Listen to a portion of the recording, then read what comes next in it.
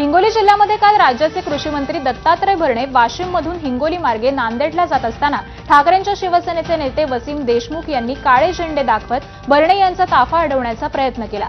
हिंगोली जिल्ह्यामधून कृषी मंत्री जात असून नुकसानीची पाहणी करत नाहीत, त्यामुळे ताफा अडवल्याची प्रतिक्रिया ठाकरेंचे शिवसैनिक वसीम देशमुख यांनी दिली आहे। राज्यामध्ये ओला दुष्काळ जाहीर करून शेतकऱ्यांना तात्काळ मदत द्यावी या मागणीसाठी कृषी मंत्र्यांना काळे झेंडे दाखवण्यात आल्याचं त्यांनी स्पष्ट केलं आहे।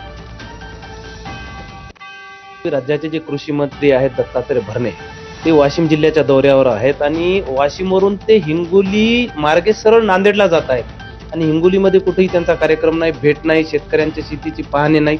आता काहीतरी ठोस शेतकऱ्यांना मदत करा हा एक आमचा विषय होता, म्हणून आम्ही तिथं त्यांना काळे झेंडे दाखवले। कृषी मंत्र्याला आणि राज्यातील दुसऱ्या सगळ्या मंत्र्यांना आता त्यांना आम्ही रस्त्यावर काळे झेंडे दाखवले। त्यांना राज्यात आम्ही उद्या फिरू देणार नाही।